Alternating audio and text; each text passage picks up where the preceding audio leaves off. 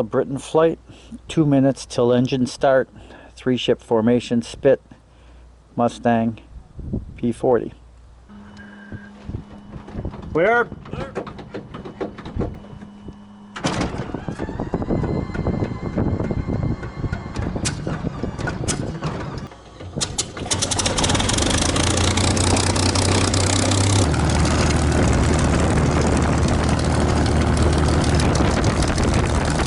Hi, Dave Hadfield here in the Mustang today, and it is Battle of Britain Day.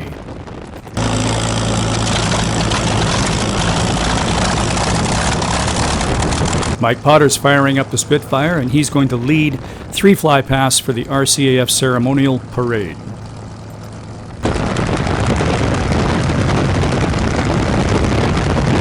We have 2 helmet cams recording the flight, Joe in the P-40 and myself in the Mustang. And solo in the Harvard, Mike Ruddick will fly the display when the fighter's clear. These helmet cams are somewhat wide angle. Objects are closer than they appear. So, in case the visuals are a little confusing, the Mustang has that bright yellow engine cover, and the one on the P-40 is camouflage desert brown.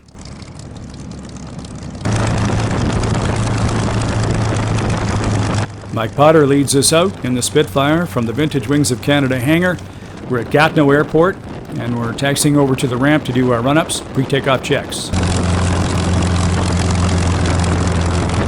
Line up, run up, and don't blow anyone away.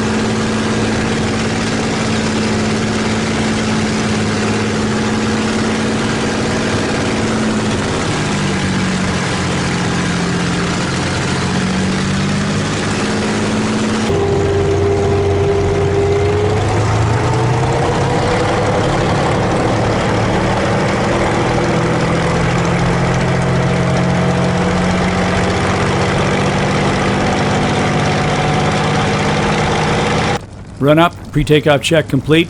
It's thumbs up to lead, showing that we're ready to go.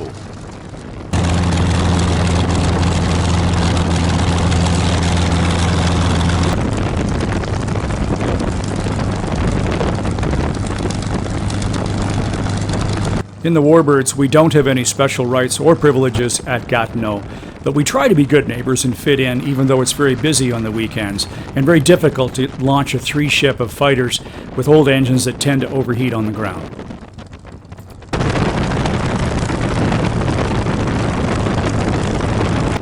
My helmet cam is a couple of inches higher than my eyeballs, so visibility that I can see is even worse than you see on the screen. And we do these S-turns to make sure it's clear ahead.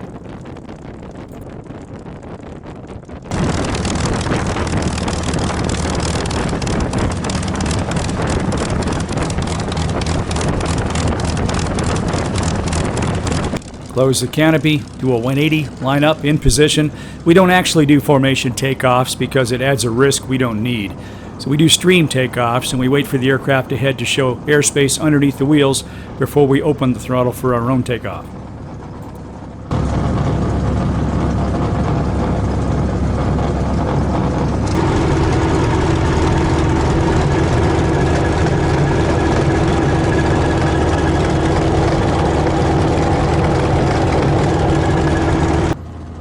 There goes lead in the Spitfire. So as he gets clear, I taxi over to the center line, get lined up, but leave the nose cocked just a little bit so I can watch him. My eyeballs are focused on him, and as soon as I see daylight under his wheels, I'm going to open up the throttle and get going.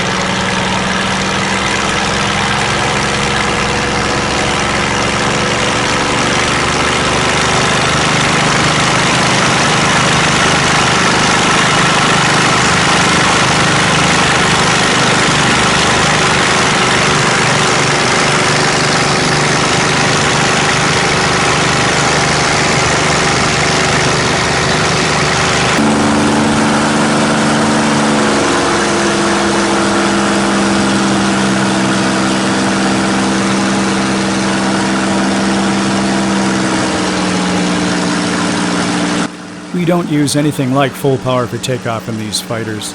We've got 6,000 feet of runway in front of us. We're not carrying any guns, bombs, or ammunition. So we push it up to about 55 inches of manifold pressure for takeoff and make sure the prop governs to about 3,000 RPM. And once the gear's up and we're settled away, bring it back to climb power, 45 inches, 2,400, and then take stock.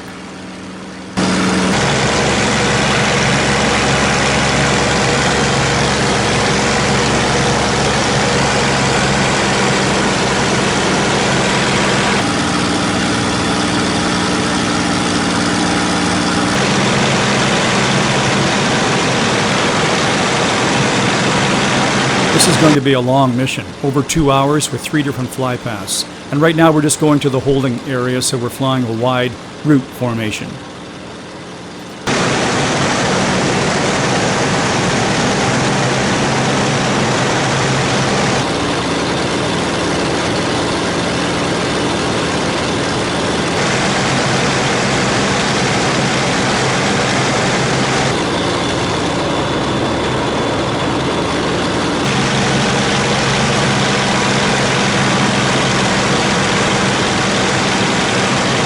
I sure hope the citizens of Orleans, Ontario like fighters as we go round and round and round and round, waiting for our time on target.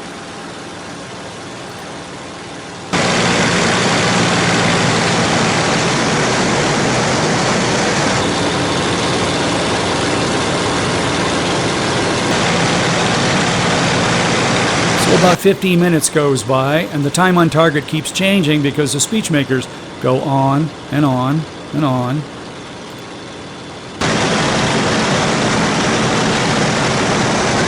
But eventually it's 2 minutes to showtime and Mike leads us in.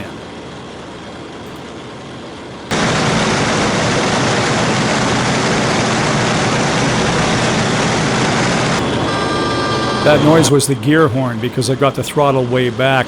On the run in we're descending and the Mustang sure likes to go.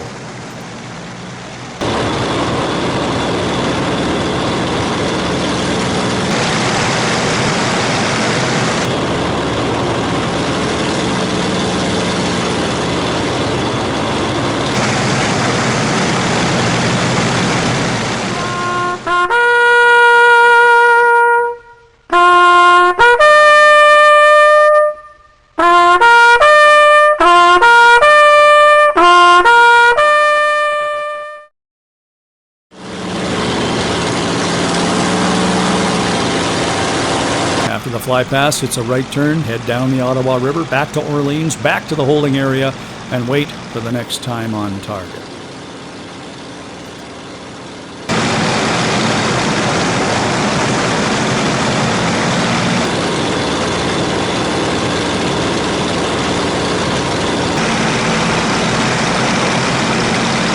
Back in the hold, it's time to relax, take a breather, check the engine instruments, double check the fuel, and wait.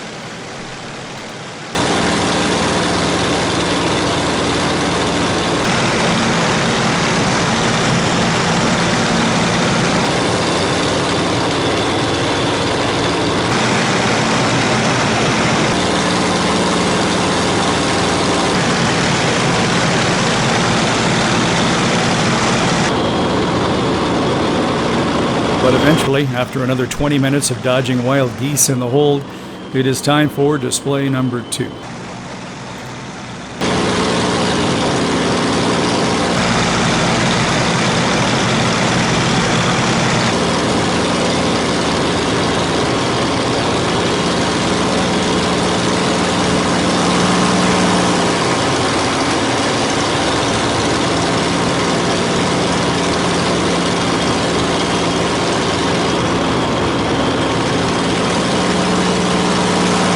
Strangely enough, it's not the Spitfire that's running out of gas at this point, because we have extra fuel tanks that are in the wing bays.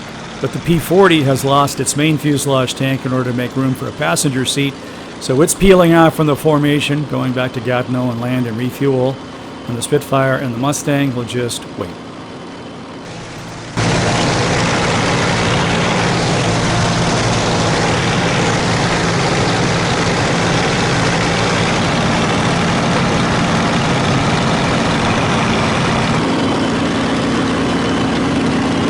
So here's Joe about to turn right base for runway 27 in Gatineau.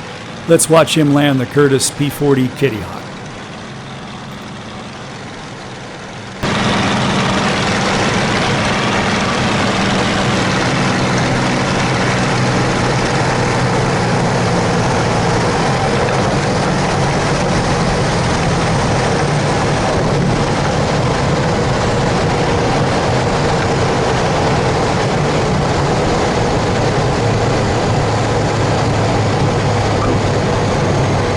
Nice job, Joe. It's pretty tense up here, flying long, lazy racetracks behind the Spitfire.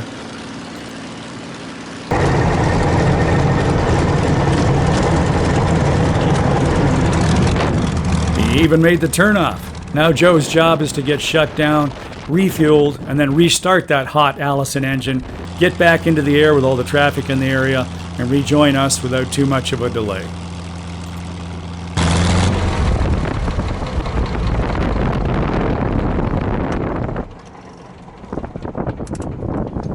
Mags are cold.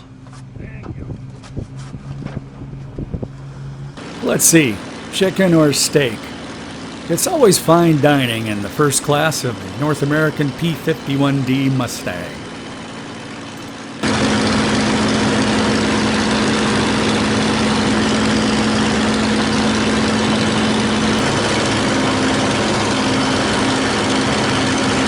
That red thing on my wrist is my iPhone with 4Flight, the navigation program loaded on.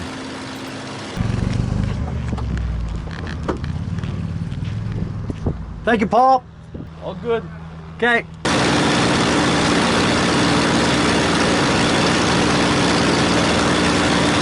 Clear prop.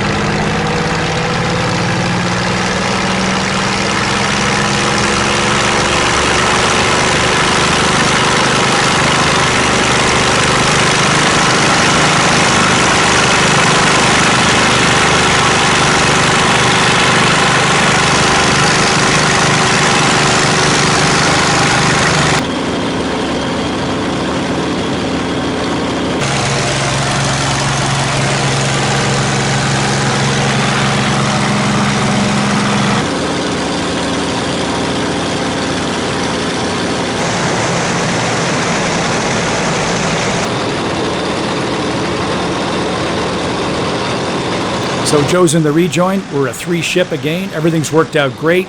And we'll just fast forward through the next 15 minutes of holding.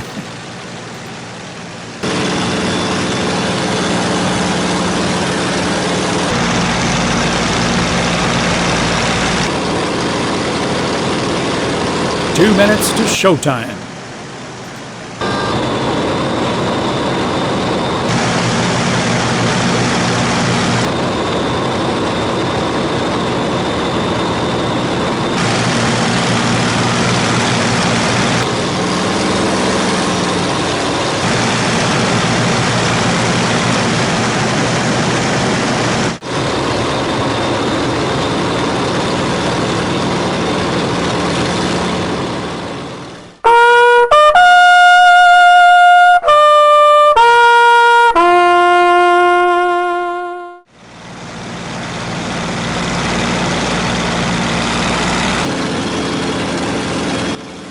We can't land in formation today. There's just too much traffic. So starting with the P-40, we peel off one at a time, take some clear airspace for ourselves, and wait for an opportunity to get back into the circuit.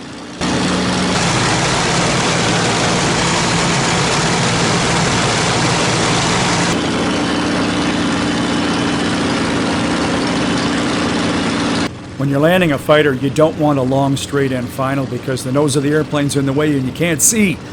But here I was following a katana and had no choice.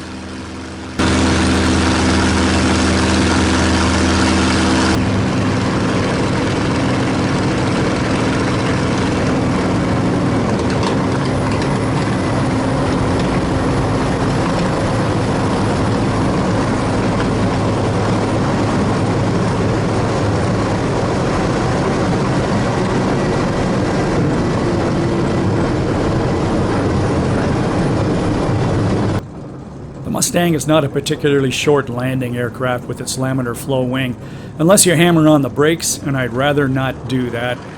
The brakes themselves are expensive and parts are hard to find.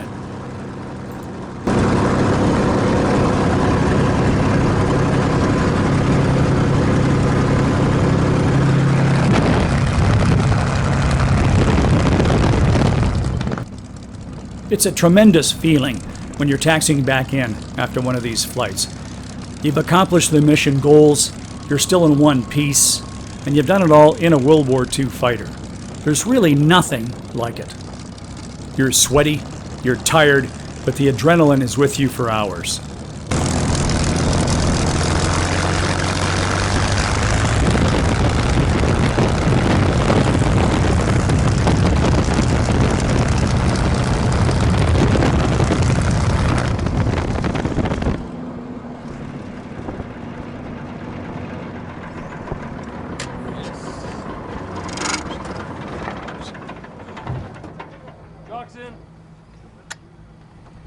Joe's down safe, so.